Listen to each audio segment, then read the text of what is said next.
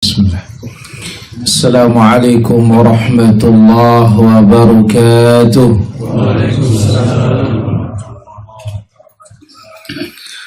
Alhamdulillah, nahmaduhu wa nasta'inuhu wa nastaghfiruh wa na'udzu billahi min shururi anfusina wa min sayyiati a'malina. May yahdihillahu fala mudilla lahu wa may yudlil fala hadiya lahu.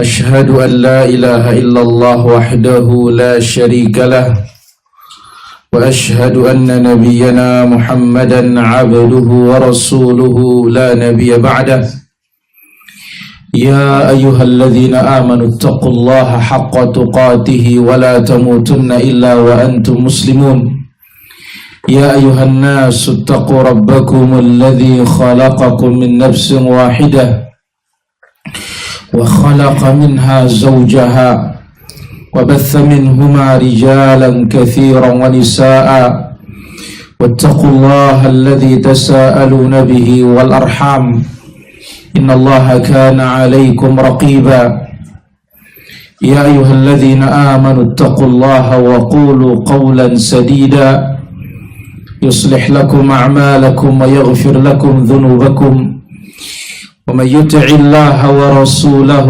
فقد فاز فوزا عظيما أما بعد فإن أحسن الكلام كلام الله وخير الهدي هدي نبينا محمد صلى الله عليه وسلم وشر الأمور محدثاتها وكل محدثة بدعة وكل بدعة ضلالة وكل ضلالة في النار. Ayuhal hadirun, kaum muslimin wal muslimat, demikian juga para pemirsa yang dimuliakan oleh Allah tabaraka wa ta'ala. Alhamdulillah, kita terus memperbanyak rasa syukur kita kepada Allah subhanahu wa ta'ala. Hari ini kembali kita dikumpulkan di taman dari taman-taman surga. Mudah-mudahan kita diberikan keikhlasan oleh Allah Azza wa Jalla. Karena dengan ikhlas Allah Azza wa Jalla akan memberkahi semua urusan kita. Al-Imam Malik rahimahullahu ta'ala menyebutkan dalam ungkapan beliau yang masyhur, yang terkenal, ma kana lillahi yabqa, sesuatu yang karena Allah itu akan abadi. Wa ma kana li ghairihi yazul, tetapi kalau bukan karena Allah maka akan sirna dan hilang.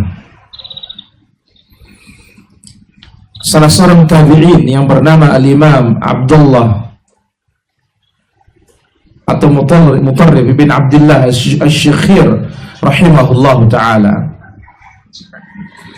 dibawa ke Imam Ahmad dalam kitabnya Zuhud pada halaman yang ke 1344. Mutarrif ibn Abdullah Syakhir rahimahullah menyebutkan,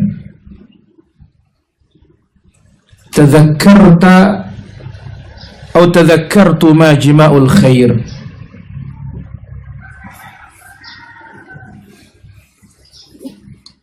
aku mengingat sumbu dan poros segala kebaikan. Fa idzal khairu katsir, ternyata kebaikan ini banyak. As-siyam, puasa, kebaikan. Was-shalah, salat juga kebaikan. Wa idza huwa fi yadillahi azza wa jalla, dan semuanya itu di tangan Allah subhanahu wa ta'ala. Wa idza anta la taqdiru ala ma fi yadillah azza wa jalla illa an tas'alahu fayu'tik. Hujan? Apabila engkau tidak mampu untuk mendapatkan yang ada di tangan Allah kecuali berdoa kepadanya, fa idza jima'ul khairi ad-du'a, Dan ternyata poros dan sumber segala kebaikan itu ada pada doa. Bagaimana kita akan bisa sholat kalau tidak dibantu oleh Allah Azza wa Jalla? Bagaimana kita bisa berpuasa kalau tidak dibantu oleh Allah Azza wa Jalla? Itu sebabnya di dalam doa sebelum salam, Allahumma a'inni ala dzikrika wa syukrika wa husni ibadati. Inilah dia jima'ul khair, poros dari segala kebaikan, sumbu dari segala kebaikan, yaitu apa? Ad-doa. Doa. Ya, doa ini adalah poros dari segala kebaikan. Maka para ulama kita menyebutkan tidak ada ibadah yang tidak ada doa di dalamnya. Semua ibadah itu ada doanya. Maka itu sebabnya Nabi SAW menyebutkan dalam hadis yang sahih, laisa syai'un akramu 'ala Allah minad du'a. Tidak ada yang paling mulia di sisi Allah Azza wa Jalla selain daripada doa. Karena doa ini masuk dalam semua ibadah. Entah doa secara meminta langsung atau meminta dari perbuatan kita itu. Salat, dengan kita sholat, kita minta dimasukkan ke dalam surga, dijauhkan dari api neraka. Dan sedemikian seluruh ibadah itu tidak ada yang sunyi dari kalimat apa? Doa. Maka pantas dikatakan juga oleh Nabi SAW, a'jazun nas man ajaza 'anid du'a. Orang yang paling lemah adalah orang yang tidak berdoa. Kenapa? Karena doa ini jangankan menggerakkan lisan, menggerakkan hati meminta kepada Allah itu sudah doa. Maka Nabi SAW menyebutkan, sebagaimana dibawakan dalam silsilah sahihah, idza tamanna ahadukum falyukthir. Apabila seorang berangan-angan, banyak-banyaklah angan-angannya, fa inna ma yad'u rabbah. Karena berangan-angan itu doa. Jadi kalau kita boleh berangan-angan doa, minta. Jangan berangan-angan beda yang ini, punya itu nggak ada habisnya. Tapi kalau kita harus berangan-angan, ya Allah, dalam hati kita, ya Allah, berikan ini ya Allah. Ya Allah. Baik, ini dia faedah bagi kita para hadirin rahmatullah azza wa jima'ul khair. Sumbu dan poros kebaikan itu ada pada apa? Doa. Dan orang yang paling lemah yang tidak berdoa. Karena doa itu tidak perlu menggerakkan lisan, hati pun bisa. Ibadah yang lain bisa? Nggak bisa. Tidak bisa.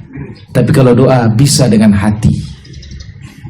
Islam nggak bisa dengan hati, mesti talaffuz bisyahadatain, lafazkan kalimat asyhadu an la ilaha illallah wa asyhadu anna muhammadar rasulullah. Salat nggak bisa dengan hati saja, kecuali orang sudah nggak mampu. Tapi kalau doa, iya. Baik, ma'asyiral hadirin rahmatullah azza wa jalla. Sore hari ini kita sambung dengan izin Allah azza wa jalla hadis nomor 15. Yang sebelumnya sudah kita ambil hadis sebelumnya. Merajaah sedikit. Apa poin hadis sebelumnya? Apa inti pembahasan hadis sebelumnya? Syahron? Sudah hadir. Haji Manap? Salat jamaah. Dia kenapa salat jamaah tuh? Dia sakit atau apa? Ayo ahsanta. Fadilah salat berjamaah. Berapa? 27. Dalam hadis berapa?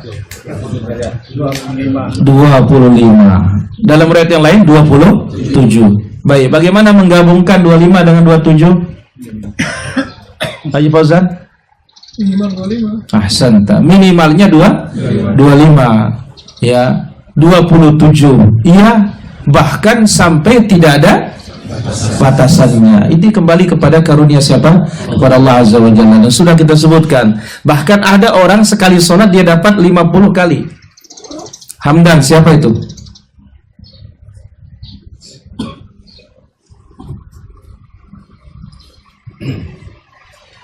Nah, sekali sholat dia dapat 50.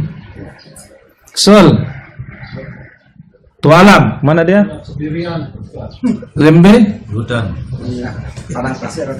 Aywa, sholat sendirian, ya, tempat yang sepi, dia azan, dia iqamah. Jadi meskipun sendirian, dia tetap semangat ibadah. Karena tabiat manusia para jamaah, lamunlah sepi aja, nggak ada lihat kita katanya. Barakallahu fikum. Baik, sekarang kita sambung hadis nomor 15. Iqra alaina Hamzan, tafadhal. Bismillah, alhamdulillah, salatu wassalamu ala rasulillah wa ala alihi wa ashabihi wa man tabi'ahum bi ihsan ila yaumiddin, amma ba'd. Allahumma ighfir lana wa li walidina wa li mashayikhina wa li ustadina wa lil mu'minina wal mu'minat wal muslimina wal muslimat. Allahumma inna nas'aluka ilman nafi'a wa na'udzu bika min ilmin la yanfa'. Qala al-mu'allifu hafidhahullahu ta'ala الحديث الخامس عشر عن أبي سعيد الخدري رضي الله عنه قال قال رسول الله صلى الله عليه وسلم اللهم صل وسلم عليه. لا يشد الرحال إلا إلى ثلاثة مساجد: المساجد الحرام ومسجد الأقصى ومسجد هذا، أي لا يشرع السفر إلى أي مسجد بقصد العبادة والصلاة فيه إلا لهذه المساجد. Dari Abu Sa'id Al-Khudri radhiyallahu anhu berkata, Rasulullah sallallahu alaihi wasallam bersabda, tidak boleh pergi melakukan perjalanan kecuali hendak menuju ketiga masjid: Masjidil Haram di Mekah, dan Masjidil Al-Aqsa, dan Masjidmu ini, Masjid Madinah. Artinya, tidak boleh berpergian ke masjid manapun dengan niat beribadah dan sholat di sana kecuali masjid-masjid tersebut. Ahsan, tabarakallah fikum, barakallah fikum. Ma'asyiral hadirin rahmatullah azza wa jalla. Hari ini akan kita ambil hadis yang datangnya dari sahabat yang mulia Abu Sa'id Al-Khudri. Abu Sa'id Al-Khudri Sa'ad bin Malik radhiyallahu anhu.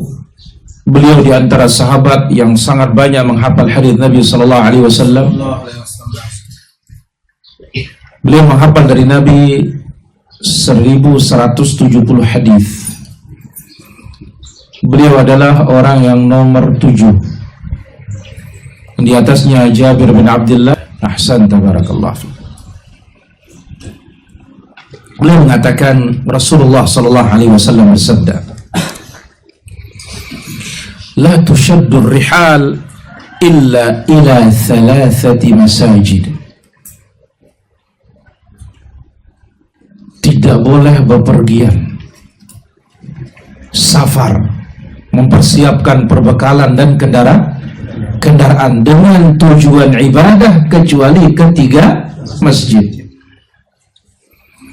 Yang pertama Al-Masjidil Haram. Dahlin, di mana tempat Masjidil Haram? Usayang? Mekah. Ahsan, tabarakallah fi, di Makkah. Wa Masjidil Aqsa. Yang kedua Masjidil Aqsa. Bang, di mana tempatnya? Di Palestina. Wa Masjidi hadza, dan di masjidku ini, Masjid Nabawi. Tiga ini saja diperbolehkan kita mempersiapkan bekal, kendaraan, dan semuanya dengan tujuan ibadah. Ay la yushra'u safar ila ay masjidin, tidak disyariatkan untuk safar ke masjid manapun. Maka mohon maaf, jangan nanti ke Turki kamu datang ke Hagia Sophia ya. Tidak boleh. Kalau di rumah mau kemana? Mau ke Turki, tujuannya cari masjid ini, nggak boleh. Kalau tujuan ibadah. Kalau tujuan apa? Ibadah. Kalau tujuan rekreasi sih mana saja. Karena yang punya fadilah hanya 3 masjid ini saja. Tidak ada di muka bumi ini sehebat yang 3 ini. Dan akan datang insyaAllah dalam fawaidnya. Jadi dengan tujuan ibadah, dengan tujuan sholat di tempat tersebut tidak diperkenankan oleh syariat kita kecuali hanya 3 masjid. Dan alhamdulillah 2 masjid ini terbuka lebar. Masjidil Haram, Masjidil Nabawi. Tinggal Masjidil Aqsa. Mudah-mudahan waktu dekat lebih mudah lagi. Karena ada isyarat dari Nabi sallallahu alaihi wasallam pendatang dalam faedah nanti. Sekiranya orang memiliki seutas tali, dengan itu dia bisa melihat Aqsa, itu lebih baik dari dunia dan seisinya. Sekiranya seorang memiliki hanya ukuran busur panah, ya, dengan itu dia bisa melihat Masjid Aqsa, itu lebih baik dari dunia dan seisinya nanti di akhir zaman. Susahnya untuk mencapai Masjid Aqsa. Tayyib. Ma'asyiral hadirin rahmatullah azza wa jalla. Hadis yang mulia ini secara umum menjelaskan kepada kita fadail, keutamaan al-masajid al-thalatha, keutamaan tiga masjid. Dan 3 masjid ini tentunya dialah yang bersejarah di dunia ini. Pada dunia Islam secara khusus, ya, dunia Islam, karena kita tahu para anbiya alaihi wassalatu wassalam tidak pernah mendatangkan agama selain Islam. Nabi Ibrahim alaihi salatu wassalam, dia yang bersama putranya membangun atau meninggikan bangunan Ka'bah. Kemudian dia pula yang pertama kali membangun Al-Masjidil Aqsa dengan jarak 40 tahun setelah Makkah. Namun ditajdid, diperbaharui bangunannya oleh Nabi Allah Sulaiman ibn Dawud alaihi salatu wassalam. Ditajdid, pembaharuan bangunannya oleh Nabi Allah Sulaiman ibn Dawud, akan datang dalam faedah insyaallah taala. Maka 3 masjid ini para hadirin rahmatullah azza wajalla, hanya dia yang berhak untuk kita keluarkan biaya, keluarkan tenaga dengan tujuan mendatanginya ibadah. Bukan karena sejarah, tapi yang lebih inti lagi fadail, keutamaan ibadah di 3 masjid ini. Baik. Dari sini para hadirin rahmatullah azza wajalla akan kita ambil banyak fawaid insyaallah dari hadis ini. Mudah-mudahan Allah azza wajalla berikan kita taufik. Kita ambil faedah yang pertama. La yanbaghi wa la yastaqim. Tidak boleh an yuqsada biziyarati wa birrihlati, untuk menziarahi, demikian juga untuk mengunjungi, biqasdil ibadah, dengan tujuan ibadah, illa hadhil biqa' asy-syarifah, kecuali tempat-tempat yang mulia ini.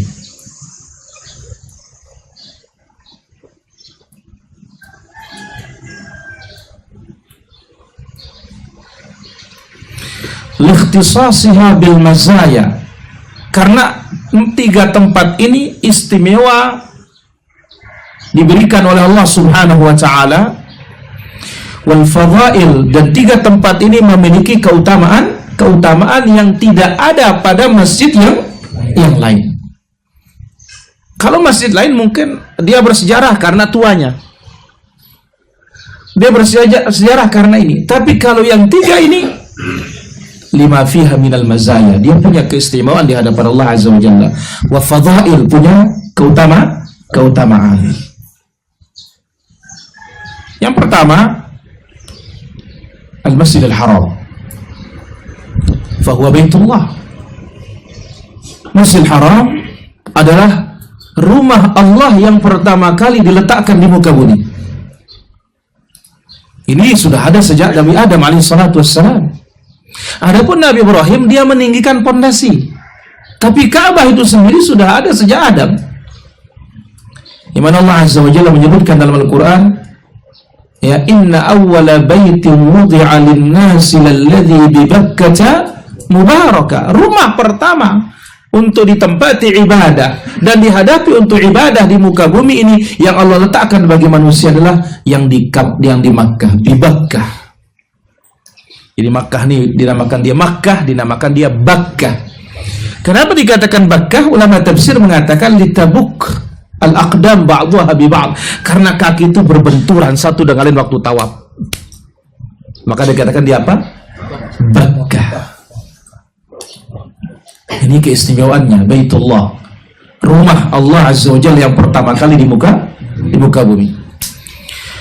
Wa hajjun nas, tempat hajinya manusia. 2. Wa qiblatuhumul ula, dan kiblat mereka yang pertama. Wa rafa'a qawaidaha atau qawaidaha Ibrahim al-Khalil, dan yang meninggikan pondasinya adalah Nabi Ibrahim al-Khalil, Abul Anbiya, bapaknya para nabi alaihi wassalatu wassalam. Wa huwa qalbul Islam, dan dia jantungnya Islam. Ini keistimewaan Al-Masjidil Haram, Makkah ini. Yang kedua, Al-Masjid Al-Aqsa qiblatul ula lil muslimin. Qiblat pertama kaum muslimin, seperti Nabi kita sallallahu alaihi wasallam. Waktu Nabi di Madinah, ya, Nabi alaihi salatu wassalam salat menghadap Aqsa itu 16 bulan. Barulah turun perintah Allah Azza wa Jalla sebagaimana dalam suratul Baqarah. Dalam suratul Baqarah, qad nara taqalluba wajhika fis sama' falanuwalliyannaka qiblatan tardaha fawalli wajhaka syatral masjidil haram. Arahkan wajahmu ke arah masjidil haram. Wal umamis salifah, demikian juga kiblat pertama umat-umat terdahulu para jemaah, yaitu apa? Masjidil Aqsa.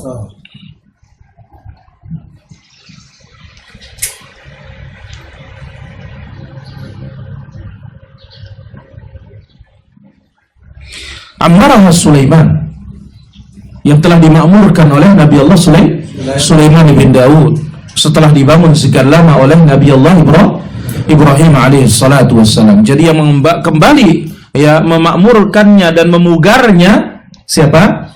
Nabi Sulaiman ibn Daud alaihi wa ala nabiyina afdhalus salatu wa atammu at-taslim. Adapun yang ketiga, Al-Masjid Nabawi,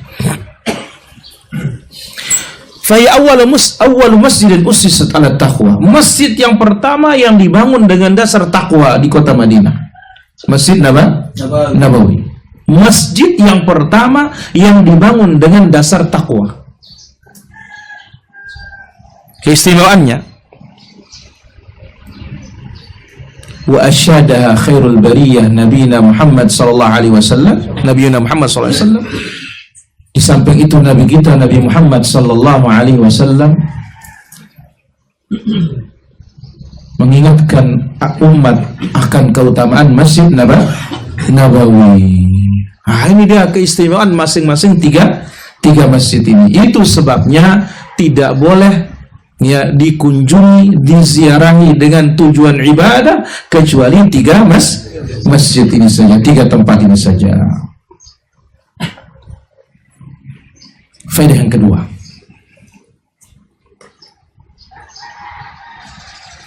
hadhil masajid ats-tsalath, 3 masjid ini afdalul masajid alal itlaq, masjid yang paling afdal secara mutlak. Kenapa? Li'annaha masajidul anbiya, karena ketiganya masjid para nabi. Karena ketiganya masjid para nabi. Baik, kita lihat sekarang. Makkah, siapa? Ibrahim alaihi salatu wassalam. Madinah, Rasulullah sallallahu alaihi wasallam. Aqsa, Sulaiman ibn Daud. Maka pantaslah orang-orang Yahudi sekarang itu ingin ngotot mendapatkan Masjid Al-Aqsa itu karena khurafatnya mereka mengatakan bahwasanya di sana ada haikalnya Nabi Sulaiman. Ini masalahnya. Jadi secara mutlak di muka bumi ini tidak ada lebih afdal kecuali 3 masjid ini karena ini masjidnya para anbiya. Iya, ada masjid pernah para nabi sholat di sana, tapi bukan masjidnya para nabi.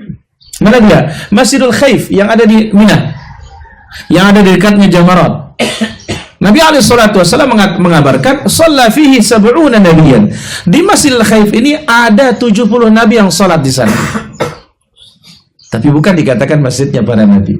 Kalau yang 3 ini Masjidul Anbiya, masjidnya para nabi. Makkah Ibrahim. Wa idh yarfa Ibrahimul qawaid. Madinah Masjid Nabawi, Nabi sendiri yang membangun. Kemudian Al-Aqsa yang dipugar kembali besar-besaran oleh siapa? Sulaiman ibn Daud. Faedah yang ketiga.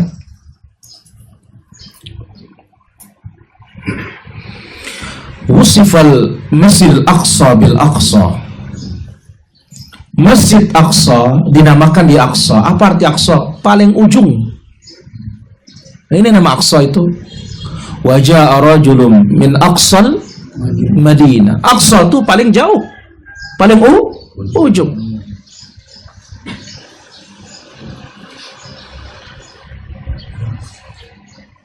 Libu'di ma bainahu wa bainal Masjidil Haram. Karena dia jauh dari Masjidil Haram.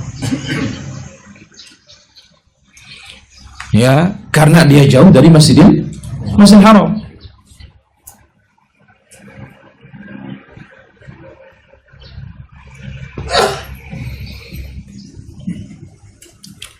Wan Nabawi ba'id min Masjid Makkah. Masjid Nabawi jauh dari Makkah. Tetapi Aqsa itu lebih jauh. Maka dikatakan dia Masjidil Aqsa, masjid ujung sana. Kenapa? Makkah selatan, Aqsa utara. Nah, kalau kita melihat dalam peta, para hadirin rahmatullah azza wa jalla, Makkah ini hitungannya selatan sekali dibandingkan dengan Aqsa. Ya, Makkah selatan, Aqsa utara. Maka Nabi SAW ya, ketika berada di Madinah, dia sholatnya menghadap Aqsa, tapi sholat juga menghadap Ka'bah. Terus seperti itu, maka Allah Azza wa Jalla mengatakan qad nara taqalluba wajhika fis sama. Kami sudah melihat wajahmu terbolak-balik di langit. Artinya apa? Terus berdoa kepada Allah Azza wa Jalla. Dia lebih condong ke Makkah ketimbang kemana? Al-Aqsa. Dan ingat para hadirin rahmatillah Azza wa Jalla, Aqsa ini bukan saja disucikan oleh kaum muslimin, tapi semua agama. Maka di sana luar biasa. Dan terasa benar para hadirin rahmatullah azza wa jalla, kalau sudah sampai sana tuh memang sepertinya kita terasa di dunia yang lain di sana. Makkah biasa, Madinah akan terasa biasa karena sudah menyatu jiwa dan raga kita dengan Makkah dan Madinah. Tapi coba datang ke Aqsa, lain perasaan itu para jemaah. Saya tanya ke salah seorang masyayikh yang datang dari Palestina beberapa bulan yang lalu. Beliau mengatakan memang seperti itu disebutkan dalam hadis. Bukan saja engkau, katanya, siapapun yang datang ke sana akan merasakan seperti itu. Jadi seperti kita berada di dunia lain rasanya. Terasa ujung jauh rasanya. Subhanallah. Nah, jadi dikatakan dia Masjidil Aqsa karena dia jauh dari Makkah. Al-Hafidz Ibnu Hajar rahimahullah ta'ala menyebutkan kenapa dikatakan Aqsa libu'dihi anil adrani wal akhbath, karena dia jauh dari kotoran, kata beliau. Ya. Namun as-sahih wallahu ta'ala ala wa alam, ya, dia dikatakan Aqsa karena dia sangat jauh dari Makkah. Maka lihat konteks ayatnya. Subhanalladzi asra bi'abdihi laylan minal masjidil harami ilal masjidil aqsa alladhi barakna hawlahu. Karena memang cocok para jemaah. Bayangkan Nabi dijalankan di malam hari dari Makkah ke masjid yang paling ujung di muka bumi ini. Zaman itu masjid paling ujung. Ya, dan Allah Azza wa Jalla jalankan Nabi sallallahu alaihi wasallam kurang dari semalam, yang mana dinaikkan dia oleh malaikat Jibril di atas Burak. Burak ini hewan lebih besar dari keledai, lebih kecil dari kuda. Yadau hafirahu inda muntaha basarihi, dia meletakkan kakinya di sejauh mata memandang, satu langkah sejauh mata memandang. Berbintang lamun dia bau sampai Aqsa dalam kurang dari semalam. Iya, Isra Mi'raj itu. Jadi ya, lebih besar dari keledai atau bagal peranakan, lebih kecil gitu, lebih besar dari bagal. Bagal ini adalah betinanya kuda, jantannya keledai. Lahirlah bagal. Nah, buruk ini lebih besar dari bagal, lebih kecil dari kuda. Tapi hebatnya apa? Yadau hafirahu, satu langkah itu sejauh mata memandang. Jadi kalau orang tua kan makan sepakai hangat katanya.